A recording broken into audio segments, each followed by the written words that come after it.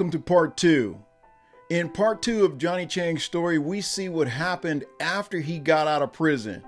As he tried to adjust to the life on the outside, he noticed something different about his mother. She had a quiet strength, a peace that didn't make sense considering she was still living in the same broken home with the same abusive husband. When he asked her what had changed, she said just one word: Jesus. But Johnny didn't want to hear it. To him, she had been Buddhist his whole life, and that's what he still considered himself to be. He didn't believe in God, and he certainly wasn't interested in Jesus. Still, his mother never pushed her faith on him. She just lived it. And Johnny, trying his best to be better, kept falling back into the only life he knew, the streets. With 2 strikes as a felon and limited options, he went right back to selling drugs. And one night, he and a close friend decided to rob a well-known drug dealer. But when shots rang out, it wasn't the dealer who was hit, it was his friend. Johnny held him as he bled out and died in his arms. And just days later, another close friend took his own life. The pain and confusion hit Johnny hard. Everything was unraveling. Shortly after, his mother's car was broken into. Just so many things happening. And she asked Johnny for a ride to church. He agreed, but made it clear he didn't want to hear any preaching. Yet when the pastor approached him, he didn't condemn or criticize. Instead, he asked Johnny 2 simple questions that would stick in his soul and began to crack the wall he had built up around his heart. This part of Johnny's story is where brokenness meets reflection, and it's here that God begins to draw near. I realized that she was happier than I was, and so I asked my mom, why are you so happy? What changed? And then she mentioned church. And at that time, honestly, it's like I rolled up the windows in the car. I was like, I'm not trying to hear about that, Mom. I don't believe in God. We were raised Buddhist. I'm good. So she said, fair enough. She didn't push. She didn't say anything. She just let me be. So as I got out, I had that heart that I wanted to still do better and do good. I had lived my whole life doing bad things and following myself, trusting myself. So I wanted to get a job. I wanted to help my parents out, and I tried to look for a job, but as a 2-strike felon with a violent crime, it wasn't happening. I applied for even like McDonald's, FedEx, UPS, all the places that they say they hire convicted felons. And I wasn't showing any love, honestly. But immediately I went back to the streets. I started to sell drugs again. And at that time, I was still on parole. So it was very risky looking over my shoulder. And I just felt like this was not something I could make a career out of. And so, I devised this plan to actually rob a drug dealer, because my thinking at the time was, if I'm selling all these drugs, it's risky. But if I just rob someone who sells all the drugs, then I would inherit and gain a lot of money. So it was me and a friend of mine. He was like my road dog. And I told him, hey, bro, let's rob this dude. He's a well-known drug dealer in our area. Anyway, I told him I was going to go to the right of the car. He was going to go to the left of the car. And, when I stepped to go to the right of the car, my friend stepped in front of me. So naturally, I went to the left of the car.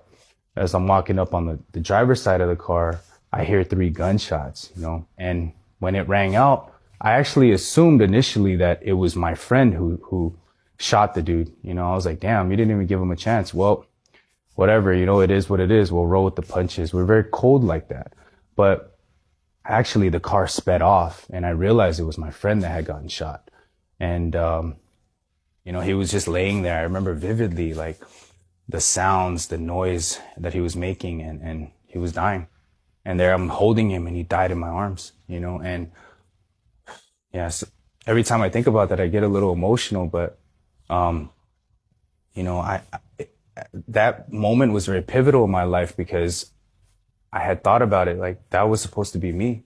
Actually, if I went to the right of the car, I probably wouldn't be here today. So, as I seen that, I started to really think in my life, like I could feel death around the corner. It didn't matter what I would do. I felt like I was on borrowed time. I felt like I was going to die soon. And 3 days after that, I had received a letter from one of my friends, just a childhood friend. He grew up with us in the projects in Section 8. He gave me a letter that was really eerie. He's like, think about me when I'm gone, and just saying these types of things. And 3 days after that, I find out that he had committed suicide in jail. So there was death all around me, and I was feeling that, it was creeping up on me. And, miraculously, my mom actually, a couple of days after these incidents had happened, her car had broken down, and she was like, "Hey, Johnny, like, I need you to take me to church." She's a translator. She was very involved at the time. And so I said, yeah, there's no harm in that. I want to help mom out. I didn't spend all my life, being bad to her. So I wanted to treat her well. So I took her to the church, but I told her very specifically, I don't want to be evangelized. I don't want to talk to the pastor. And so when I get there, I remember this pastor runs out and he's like, "Hey, Johnny, good to see you. And why don't you come on in for some food?" And they had made some black bean noodles. And that's actually my favorite dish. I love eating black bean noodles. For those Asian Sundong people out there who know what I'm talking about, it's like a delicacy for us. I grew up eating that stuff. So, I was like, what's the harm in eating? But I told the pastor, I don't want to hear about God. I don't believe in God. I'm Buddhist, et cetera, et cetera. So we get there, and, I remember he sits down, and after we finish eating, he asks me two questions that really kind of shocked me. He said, "Are you a sinner? And do you know what sin is?" And at that time, I felt a little angry, to be honest, because I felt like that was a loaded question. Like, who's not a sinner? We're all born imperfect. We're all flawed as human beings. We've all made, bad decisions in our life and stuff like that. So I kind of got mad, and I told him, yeah, of course.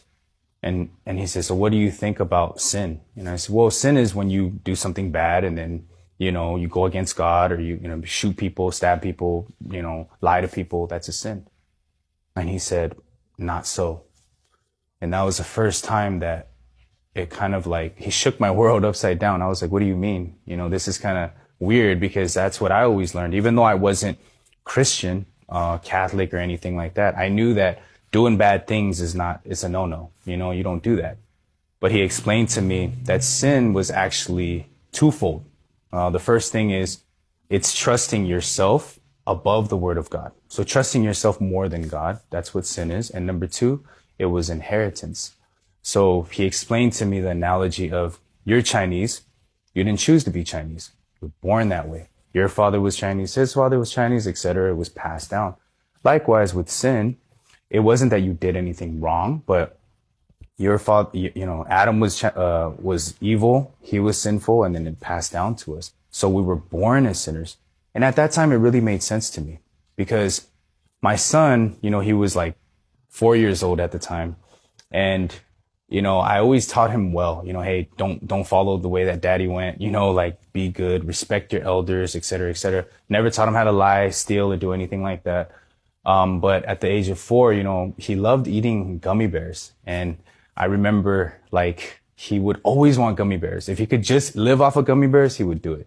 But with the veggies, I told him you have to eat veggies first and then you can eat some gummy bears. But I would see him trying to hide the veggies, trying to take it to the little potty and throwing it in there. And, who taught him that, and he even got to a point where he would steal the gummy bears. He would scoot the little stool over, climb on top, reach at the top of the cabinet, pull out the gummy bears. And I caught him red-handed. I'm like, "What are you doing?" one day. And he was like, "Nothing, Dad, nothing." So who taught him that? I never taught him any of that evil stuff, but it was part of him.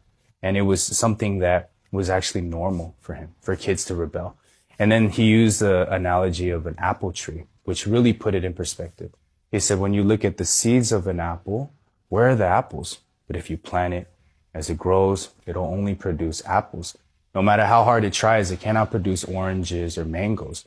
Likewise, when you look at a baby, where's the sin?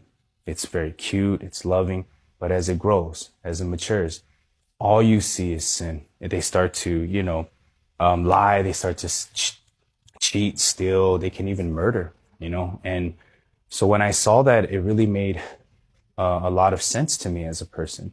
And I was able to see that, oh, we're just being normal. It's not that I did bad things and then I became a sinner. No, I was born flawed. I was born imperfect. And he had mentioned, you're an imperfect person trying to produce perfect results. Of course you're going to fall.